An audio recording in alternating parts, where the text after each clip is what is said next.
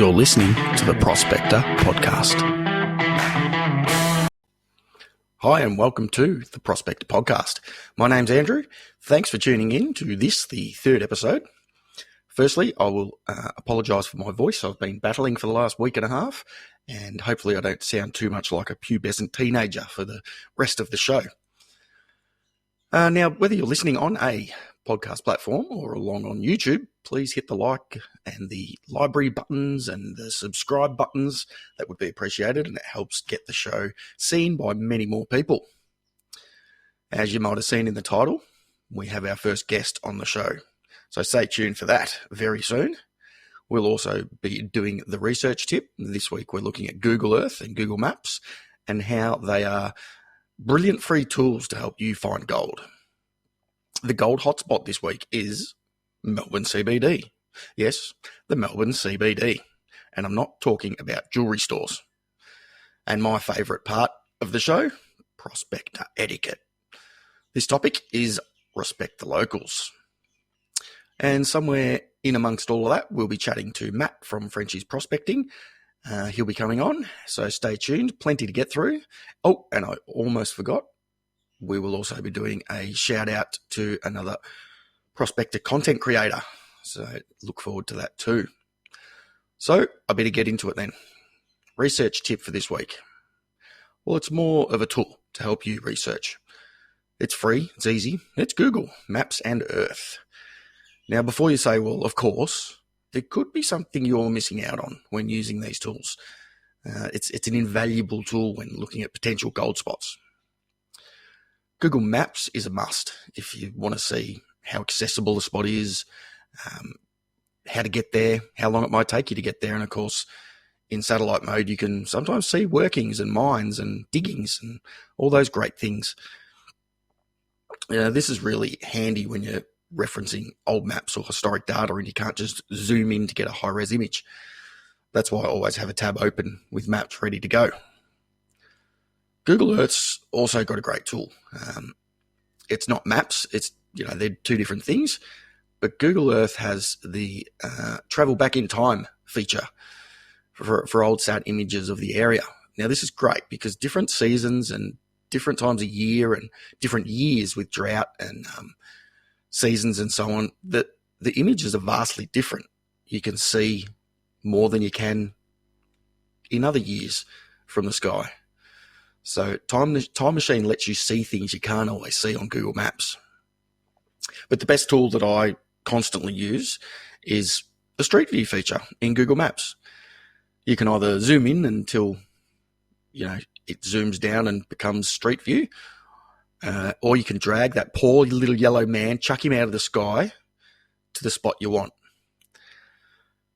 Not every dirt track or remote road's covered by Google Maps, but I am impressed with how many are actually covered, especially in the Golden Triangle. You can do a virtual drive along a road looking in any direction to locate old diggings, mines, mullocks, and creek crossings. Even spots to park your vehicle. I get lost in there for hours looking at places to check out, and it costs me nothing in fuel to do it. You can use it on your mobile, your laptop, tablet, PC, so they're really, really handy, and they're a must-use when you're researching to go and find gold locations. So that's the research tip for this week. Next up, let's do a shout-out of the week. Now, I've heard nothing but good things about this person. They're down to earth, willing to help out in the community and share his knowledge. So big shout-out to Andy and Smudge from Poverty Prospecting Australia. Go over to YouTube. I've been following him for quite a while. I really enjoy the content he puts out, so make sure you go and check out Poverty Prospecting Australia on YouTube. All right, up next, we have our very first guest on the Prospector podcast. Let me welcome and thank Matt from Frenchy's Prospecting for joining me on the show. Welcome aboard, Matt. Yeah, thanks, Andrew. How you been, mate? Good, mate. Thanks for coming on, mate. Let's start with a bit about you. Sure. Whatever you want to share is up to you, but how long have you been prospecting for and what got you into it? I've been doing it for about 10 months maybe a year. What got me into it? I've always had always wanted to do it. Just go out and just sit beside the river and find some gold the old timers way. And I think during COVID, I got onto watching videos about it, as we probably all did. Vogus and Two Toes and Jeff Williams and Dan Hurd and all those guys, and just think this looks really good. And eventually I just went out and bought a pan set. I actually had a mate give me a pan, and I just went out with a couple of blokes and gave it a crack, and now I'm still doing it. Like it's become my hobby. Yep. Become a passion. Awesome. Sounds like about how everyone sort of gets into it, really. So what sort of prospecting excites you? What's your poison? Well, it's mostly gold. I do like finding gold, but since I've started, I have come across some gemstones and nothing major, just some garnets and stuff, but they look really nice in your pan. But also old bottles. I had no interest in old bottles whatsoever before I started prospecting, and then I started finding old bottles and researching them, and it's like, oh shit, this bottle's 100 years old. So that's pretty cool. So you find a bottle dump, click it on your phone, click it on your maps, and keep it, because some of those bottles are worth more than the gold you find. Absolutely. Some of the relics are great. Yeah. Well, I think just the average Melbourne Victorian bottle company, the Spade bottle, is worth about $15 for an average one. So they can get up to $40. So it's all, at the end of the day, it's all putting money in your pocket, and you're having a good time doing it. Extra bonus when you're out trying to find some colour. Yeah, exactly right. Yeah. Now, as you know from the last episode, we do a segment called Shout Out a Prospector. Who do you watch and why? What makes you like their content? You can name a few if you like. Who do I watch? There's a number. There's a number of them. There's a good old Vogus, obviously, and Buckshot Prospector. I mean, they're probably your most famous Australian ones, but I do enjoy their content. They're more they sway heavily on the entertainment side, which is good because I'd rather watch that than TV. But then you've got Two Toes, Dan Hurd. There is Vic from Mary Rivers Gold Prospecting. His videos were very educational for me when I first started watching, because I'm obviously from Melbourne as well. Yep. And I've come to know him over the past months. He's a good bloke. He often takes me out places. And then there was Buckshot, Busted Knuckles. He sort of dropped off, but he was good for crevicing videos and stuff like that. And he would teach you how to move rocks around and just little tips and tricks to sort of get in between big rocks. Yep. And then there's I forget the other guy's name. He's sort of dropped off a bit over the years, but he was making some really good videos, mostly out on the goldfields of WA, but just entertaining. Lots of knowledge. These guys have been at it for 25 years in some cases, and they're just out there. They're just living their best life. So I just like to give them a watch. All great choices. Yeah. I follow all the same guys as well. But yeah, look, it seems that from an educational point of view, really, it gets you. When you started, that's how you find these content creators and use them as a tool, really. So while we're talking about that content, let's touch on Frenchy's Prospecting on YouTube. It's a new channel, so if you haven't, guys, jump on, give it a like and a subscribe. But Matt, tell us your plans with the channel and what direction you want to take going forward. Well, yeah, with the channel, it's I'm still a bit and ahhing at the moment, because it's starting off as a way for me to edit videos, which I've always enjoyed doing, like not with videos but with music, on the Pro Tools and stuff like that. But it's kind of set me in that direction, and now I've just got to try and come up with a gist, I guess, a plot to what I'm doing. And I think I might start with just me being pretty much a novice, and you can join me on my journey and watch me go from not knowing much to possibly knowing a lot. And in between, I'm going to try and make some of my own stuff as well, because I just like a bit of DIY. You can go and buy a high banker anytime you want. You've got the money. You can probably put one together, and it will cost you more than buying one, but you have the satisfaction of building one then, and maybe I get to show people how I did it and tips and tricks to building their own. Yeah, awesome, mate. That's good. I like it. It's good to follow people on journeys when they're starting out, or just getting their head around what goes on in the prospecting game.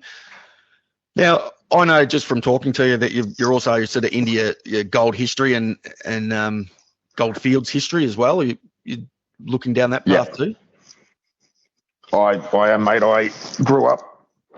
I grew up in the country, but I've got family that's been up in Maryborough and Ballarat for years, and just walking around their backyards and out in the bush, Paddy's Ranges and Smilesdale and Snake Gully and that, and just all the history. It's always fascinated me. The hard work they put in, the stories. I've always enjoyed the stories of just the regular bloke, that was down the pub and found, well, I don't care about the big companies. I like to find out about the little lady that ran the tavern and the little guy that ran the butcher shops and the stories that he had to tell. And I like looking into that. And the issue is I look into stuff and I try and watch videos on it. I can never find anything, which has led me to start thinking about sort of making videos about that, and maybe little documentaries about little aspects of certain gold fields. As you know, I'm here in Melbourne. I go to around the Upper Yarra and the Caledonia gold fields, and just the little history about each little person, that the guy that owned this shop, the guy that owned that shop, what happened on this creek, what happened on that creek, just fascinates me. So I might start doing a bit more research about that, and maybe put that on there as well. Brilliant, mate. Well, now that everyone knows who you are, we could probably let them know that we're going to hear from you regularly. There's going to be some regular Matt appearances on here on the Prospector podcast moving forward. Matt and I share some similar values when it comes to prospecting and documenting and sharing history about the goldfields. So we haven't exactly worked out the format yet, but looking forward in the next few weeks. Look, it's probably going to fit into the segment I do where gold hotspots, and you can add your twist and your stories from shopkeepers and things that have gone on. I've touched on a few of those in the segment with the murders and rapes and so on that went on in the Yarra Valley before the police stations were built along the trail from Warrandyte and things. So I think it's a great side of what we do. Part of prospecting is learning that history, and if we don't learn it and document it, it's going to be sort of lost forever. So, I think we can. Totally agree, mate. Segment there. Yep. I'm looking forward to it. There's so much history. I mean, even the history of Blackwood, the Black Forest and that up there, like, incredibly scary for the people back then. Just trying to make a living, just going to get up to the goldfields, and you got to go through bushranger territory, and there's no medicine, there's no police. It was just these blokes and these women and these kids literally looking after themselves. That was it, and it's just fascinating that they actually did it. And we complain about so much now. It makes you wonder every time you dig up some lead shot, doesn't it? You think, well, was this shooting dinner or was this shooting at people? It just it was really the Wild West. Yeah, it's not just that though. It's the fact that you wouldn't find lead shot anywhere now, because you just go to the shops. These blokes were living off the land. Yeah, that's right. Yeah. So go out, shoot a rabbit, shoot a fox, shoot a dingo, shoot a roo. Like we find the lead shot. To them, it was nothing. To us, it's a piece of history. And I guess one day our rubbish we leave behind will be history as well. But for the most part, it's not as interesting as the old way of life. When it was significantly tougher. Yeah. Oh, for sure. Look, this is from my point of view. I just first of all want to thank you for wanting to get involved in such a new project. It means a lot to me and takes some of the workload off me. I do appreciate it. No, not a problem. Hopefully we can get it out to the hordes and everyone can get on board and give it a listen. So there's not really anything in the podcast world for prospectors. So, you can't watch videos while you're driving your car up the goldfield. So I figured this could be a nice stopgap for that. And yeah. No, it's when I heard the podcast and you were talking about the history, I love that shit. And I'm sure there's plenty of other people that love that as well. And I'd be happy to be a part of that. And, what you said, entertain people on their way to the goldfields. Yeah, that's right. Yep. You can't always have that phone right up in front of your face watching a video. So no, plug the earphones in and get your dose of gold fever before you get there. That's the idea. That's it. So, look out for those graves. Yep. Anyway, matey, I thank you very much for coming on. It's been a pleasure. No, thank you, Andrew. It's been good. Yes. I'll wrap it up there for today, and we'll catch you probably, a couple of episodes' time? I know you're heading off on holidays.